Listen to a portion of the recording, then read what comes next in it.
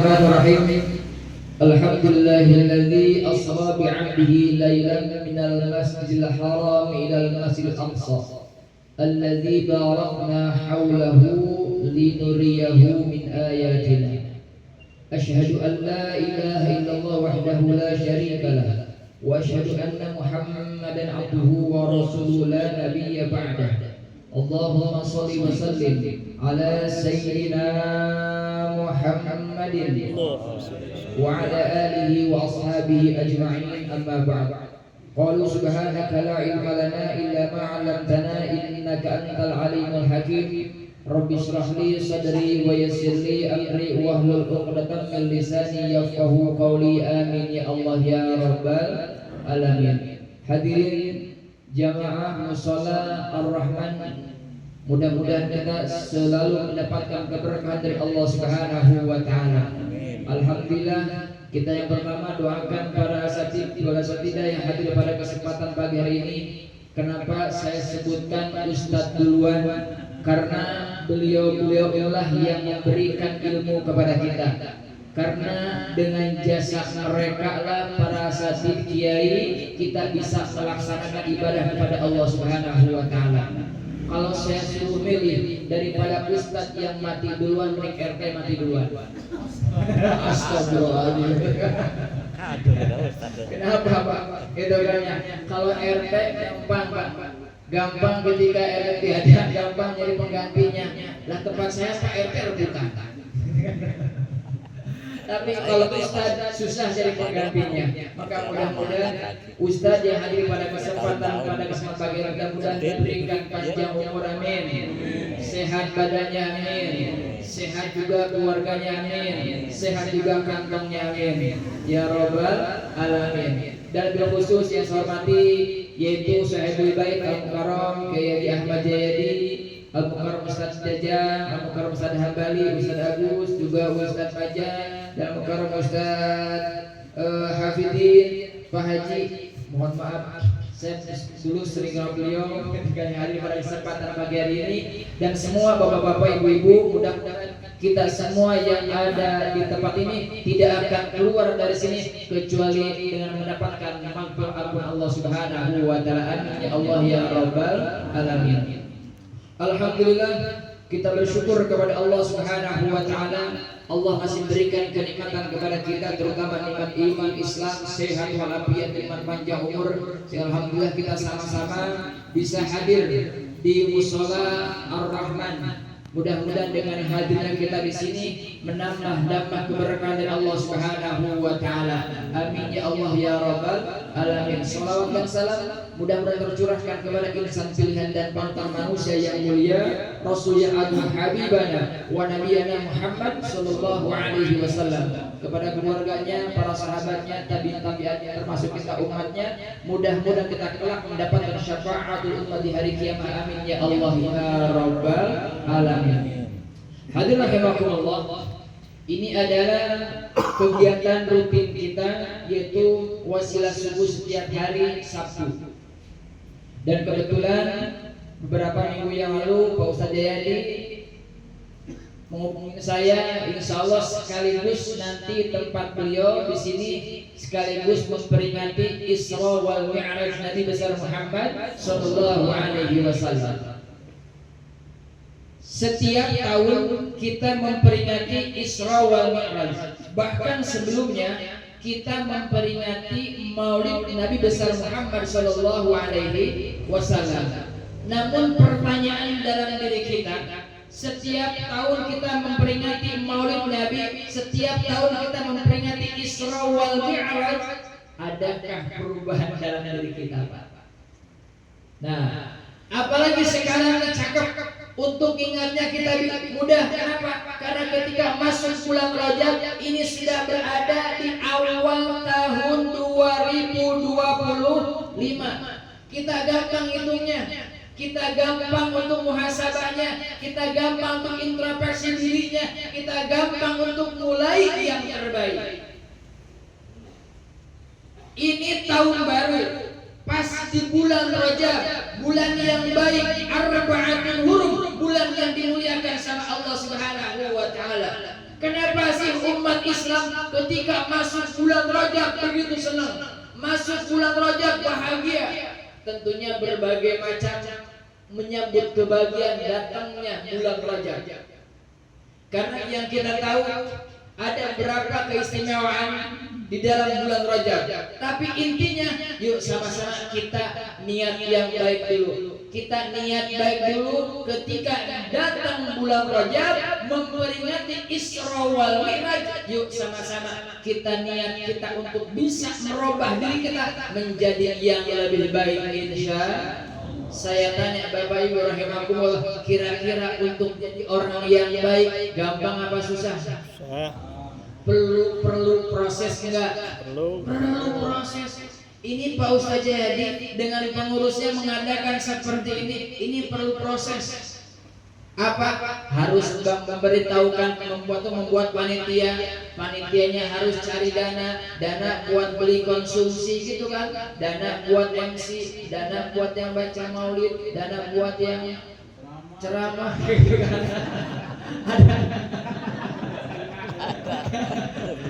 Ada prosesnya gitu kan, ada prosesnya.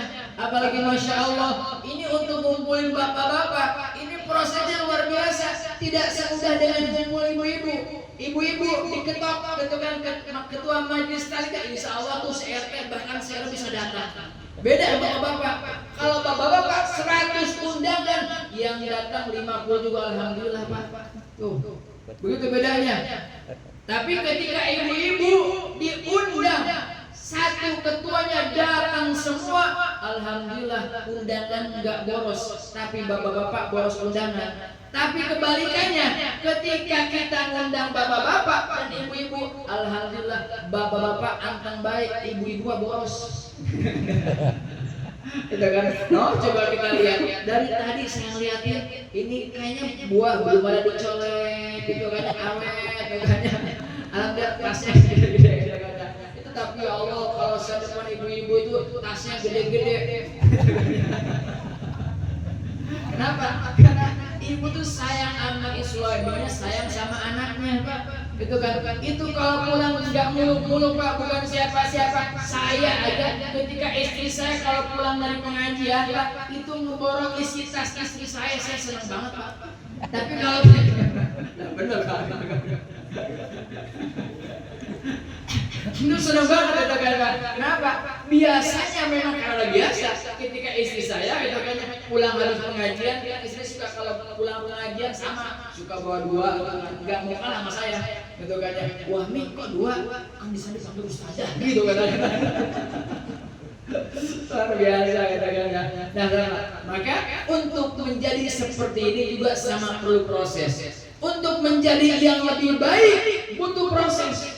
Kenapa? Karena tidak semua apa yang kita lakukan baik menurut orang lain. Saya melakukan A, maka ketika kata orang ini baik, tapi kata orang ini enggak baik.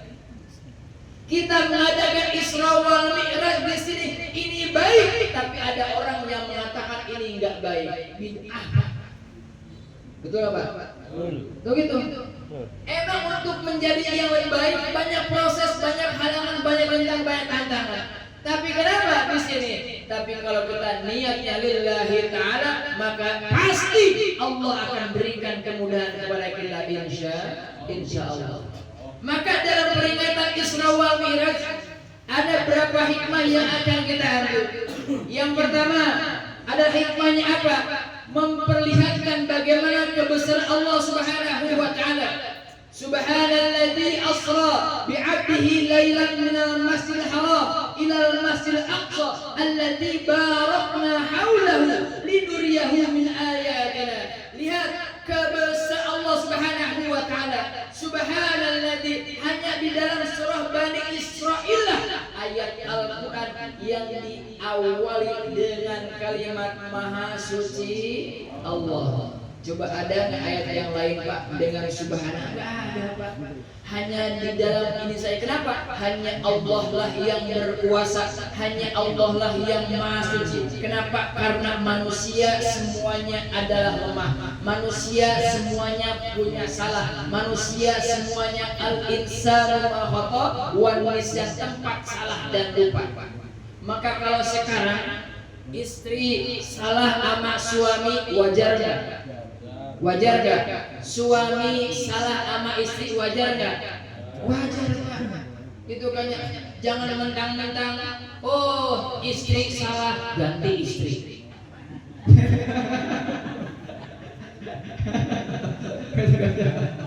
Katakannya istri suaminya salah ganti suami. Tidak. Wajar kalau istri salah wajar, suami salah wajar, tapi harus ada perubahan. Kenapa? Karena sifatnya manusia memang salah. Sifatnya manusia memang salah dan lupa. Tapi ingat, sifatnya manusia selain salah dan lupa, sifatnya manusia ketika diingatkan dia mau menerima, ketika dibenerin dia mau menerima. Beda sama iblis. Kalau iblis sifatnya salah, dibenerin gak mau. Itu iblis pak. Iblis pak.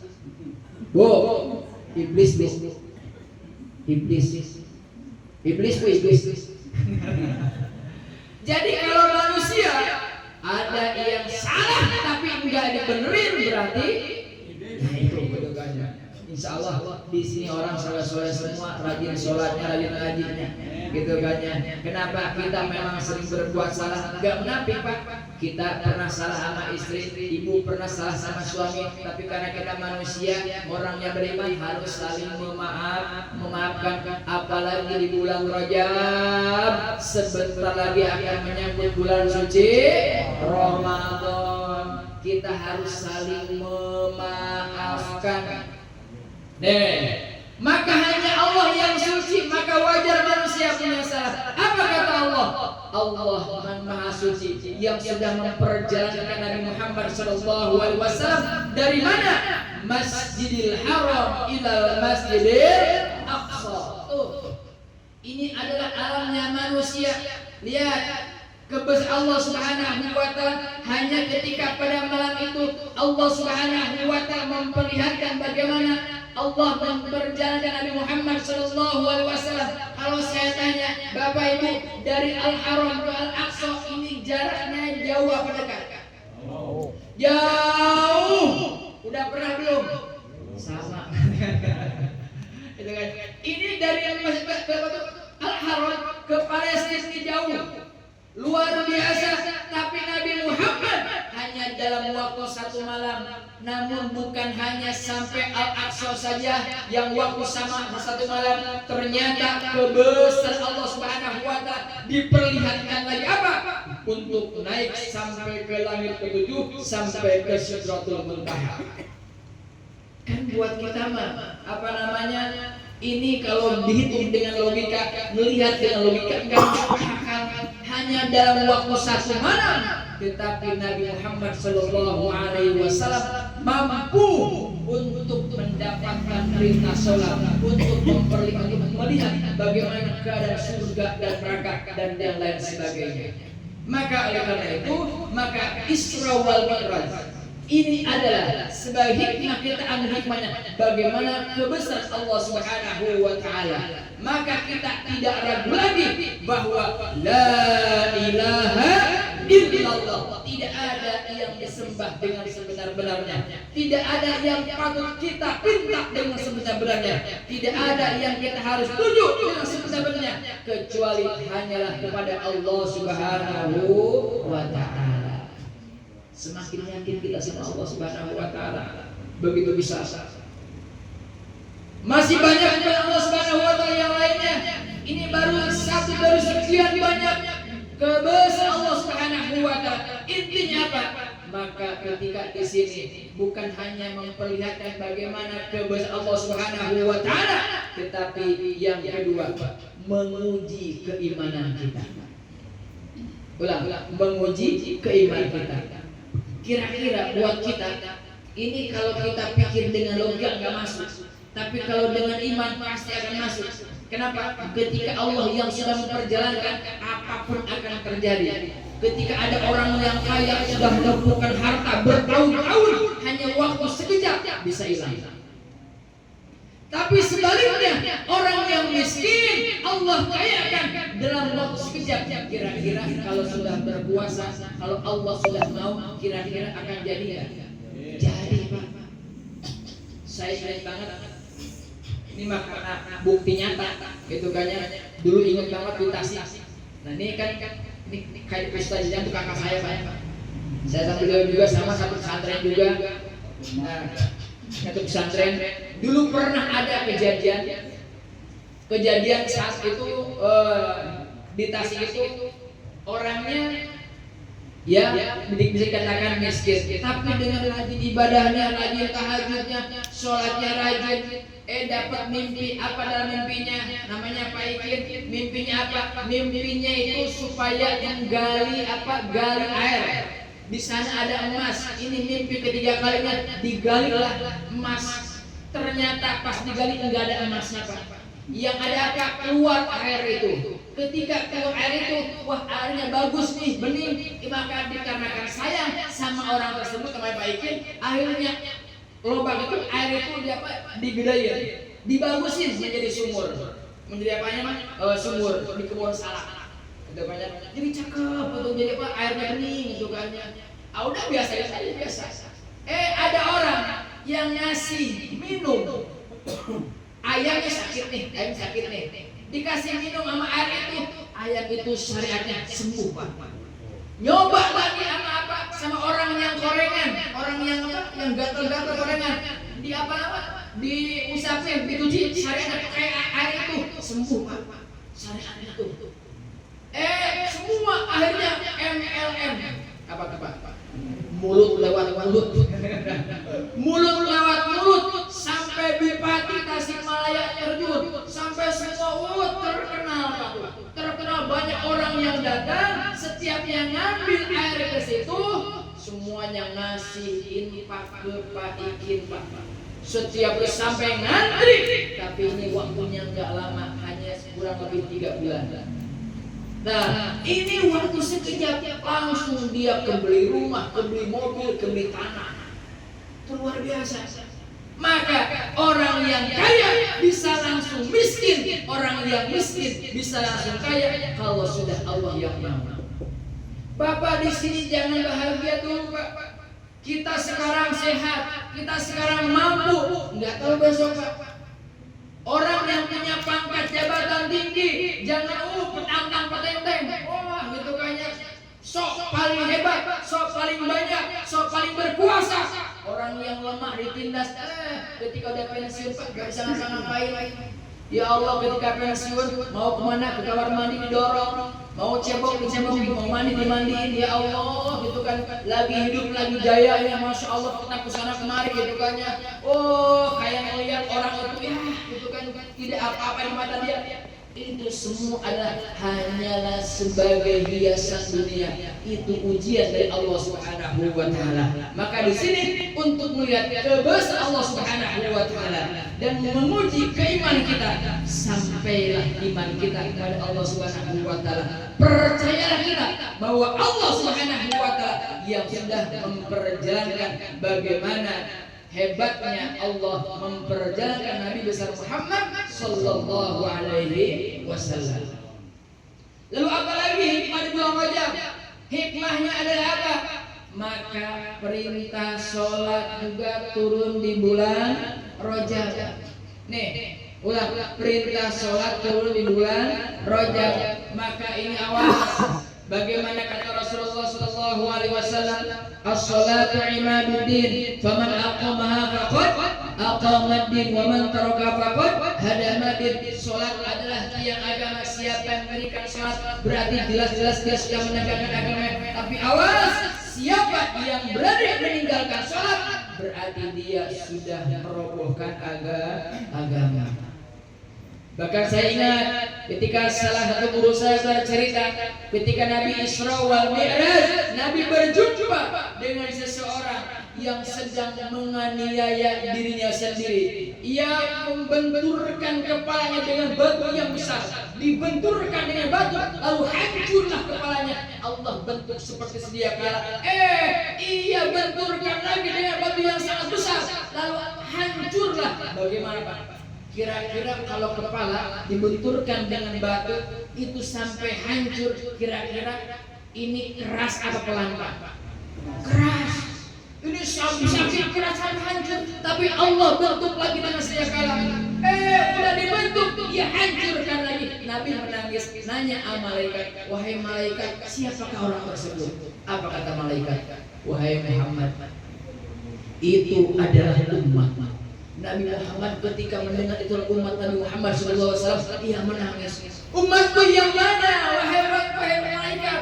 Kata malaikat, itu adalah umatmu yang ketika di alam dunia ia berani melalaikan bahkan meninggalkan salat. Masya Allah, gitu kan ya. Yang berani melalaikan bahkan meninggalkan salat, maka diadab sama Allah Subhanahu wa taala dan berakanya Allah Subhanahu wa taala. Maka di sini adalah bagaimana kita harus menjadikan sholat sebagai kehidupan, sebagai pokok buat kita, bukan hanya sebagai menggugurkan kewajiban saja. Maka syukur-syukur Pak, bagaimana coba lihat ketika Nabi Muhammad SAW ditungguin oleh ruhnya para nabi-nabi di mana? Di Masjidil Aqsa. Nabi Muhammad ini nabi-nabi terdahulu ingin Nabi Muhammad dijadikan sebagai imamnya sholat. Nabi Muhammad ketika sampai di Masjidil Aqsa, ini semua para malaikat, semua ruhnya para nabi menunggu ingin diimamin sama Nabi Muhammad SAW, bahkan ingin menjadi umatnya Nabi Muhammad SAW. Kira-kira kita sebagai umat Nabi Muhammad senang apa senang Pak? Senang Bu? Saya tanya, kita cinta sama Nabi kan? Cinta sama Rasul kan? Sampai mana cinta kita sama Nabi dan Nabi Muhammad SAW? Orang yang cinta atas Nabi Muhammad SAW, maka ketika disebutkan namanya, dia akan bergetar hatinya. Ketika disebutkan namanya, akan refleks dalam lisannya mengucapkan sholawat atas Nabi Muhammad SAW. Sama Pak, dulu saya ketika lagi bujangan, ada orang yang saya cintai Bu. Orang yang saya cintai, namanya manusia wajar, harus ada cinta. Kalau saya tanya Bu, suami ibu mencintai wanita yang lain, kira-kira ibu setuju nggak? Nggak setuju.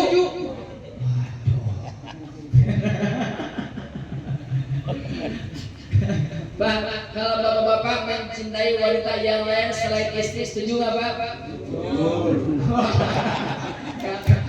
Nggak sama ini gitu kan. Nah, saya tanya Bu, berarti ketika suami ibu nggak setuju mencintai wanita lain, saya sekarang bertanya Bu, setuju nggak kalau suami ibu mencintai binatang? Berarti pilihnya begitu. Suami ibu ketika pas sampai rumah ada kambing, baik kita silakan karena istrinya, ngapain suami ibu? Orang gila lah. Betul kan kayak orang gila. Nah harusnya manusia, laki-laki, perempuan wajar kalau mencintai yang lain. Bapak ibu wajar mencintai wanita, wajar mencintai laki-laki, wajar mencintai harta bendanya, wajar. Kenapa? Berarti apa kata Allah Subhanahu wa taala? Zuyyina lin-nasi hubbus syahawat. Telah menciptakan Allah Subhanahu wa taala apa? Untuk menyukai di hadiah syahwat, maka wajar kalau ada suami meskipun sudah punya istri tapi mencintai wanita lain. Tapi mohon maaf, mencintai bukan berarti memiliki. Itu kan ya. Yang apa sama kita sama Rasulullah SAW, sama kita mencintai Rasulullah SAW. Maaf, ketika saya lagi muda dulu, ada wanita yang saya cintai itu, ketika disebutkan namanya gemeter. Itu jalan gua itu, begitu kan? Nah, ketika lewat depan rumahnya, itu kayaknya kelihatan gentengnya gemeter. Kenapa? Gembira. itu rumahnya itu, bahasa calon istri saya begitu kan. Lihat, itu baru melihat rumahnya, disebutkan namanya, bahkan ketika melihat chat dan SMS-nya, dulu belum pernah WA saya, gitu kan? SMS-nya, alhamdulillah saya nanya SMS. Mungkin bapak ibu yang sudah tua baru surat panggilan kan dia. Saya baru SMS juga kan. SMS-nya, nah itu alhamdulillah ketika baca, wow, senang banget. Nah, kenapa? Karena kita cinta. Begitupun orang yang cinta atas Nabi Muhammad SAW, ketika membaca hadisnya, mendengarkan kisahnya, ketika disebut namanya, kita akan semakin cinta dan gemetar ketika disebutkan nama Nabi Muhammad SAW. Maka oleh karena itu, itulah kehebatan, kebesaran Allah Subhanahu wa Ta'ala, dan menambah mudah-mudahan keimanan kita atas Allah Subhanahu wa Ta'ala. Dan perintah sholat ini pun berada di bulan Rajab, maka yuk sama-sama tingkatkan sholat kita yang berkualitas, insya Allah. Bagaimana sholat yang berkualitas? Sholat yang berkualitas tentunya dengan ilmunya. Sholatnya yang berkualitas dilaksanakan, kalau sholat fardu dilaksanakan dengan berjamaah. Sampai jam berapa? Jam udah 6:30. Kalian tahu. Biasa sampai jam berapa ini? Karena Isra Mi'raj. Nah, sedikit lagi. Nah, maka dalam memperingati Isra wal Mi'raj, yuk sama-sama tingkatkan ibadah sholat kita. Jadikan sholat kita sholat yang berkualitas. Awas, jangan sholat yang asal-asalan. Kenapa? Karena kalau beda antara sholat yang berkualitas dengan sholat yang asal-asalan, beda, ruhnya beda. Maka wajar lihat orang yang sholatnya berkualitas, jiwanya akan tenang. Kalau jiwanya tenang, maka digiring sama Allah Subhanahu wa Ta'ala dalam surganya. Amin ya Allah ya Rabbal. Apa kata Allah? Ya ayyatuhan nafsul mutmainnah, irji'i ila rabbiki radiyatan maradiyah, fadkhuli fi ibadi wadkhuli jannati. Allah digiring sama Allah, orang yang jiwanya tenang, yang hati tenang. Bapak, Ibu, kita lagi sholat, hati kita tenang enggak? Tenang, Bu? Tenang, Pak? Kita lagi berada di masjid, berada di mushola, lagi ngaji, hatinya tenang enggak? Ini mah kadang-kadang ada, bukan orang sini, no, orang sono. Jangan dikit, itu dari rumah mau ngaji, lagi ngaji, pingin di rumah. Begitu. Pas lagi sholat, ya Allah, sebelum sholat itu nyari kunci nggak ketemu, nyari handphone nggak ketemu, lagi sholat, Allahu Akbar, ya Allah, kunci di bawah TV. Ingat langsung lagi sholat. Itu kan ya. Ada yang begitu nggak? Ada begitu nggak? Mana orangnya? Ya Allah, nggak tenang, kita merayakan tenang. Maka wajar kalau Allah Subhanahu wa Ta'ala memberikan jaminan surga bagi orang yang tenang, sholatnya tenang, ngajinya tenang, nggak terburu-buru, ngaji tenang, ikutin sampai selesai, ngajinya tenang, ditulis, mendapatkan ilmu. Maka insya Allah, yuk sama-sama kita jadikan sholat mulai hari ini sholat yang berkualitas. Apalagi hikmah Isra wal Mi'raj, hikmahnya adalah Isra wal Mi'raj terjadi siang apa malam? Malam. Terjadi malam hari berarti menunjukkan bahwa saatul ijabah, doa yang mustajab, maka alangkah baiknya dilakukan malam hari. Bangun malam hari. Saya tanya, Bu, malam-malam bangun nggak, Bu? Bangun, Bu. Sholat apa pipis?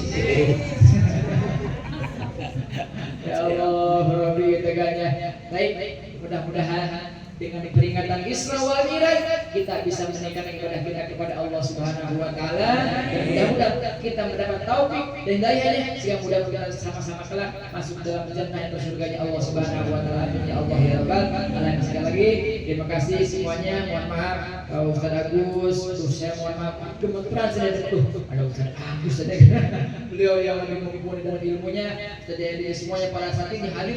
Mudah-mudahan kita semuanya dengan banyaknya para saat ini kita mudah-mudahan tambah keberkahan majlis kita. Amin ya Allah ya rabbal alamin. Terima kasih. Kurang dan lebihnya mohon maaf. Wassalamualaikum warahmatullahi wabarakatuh.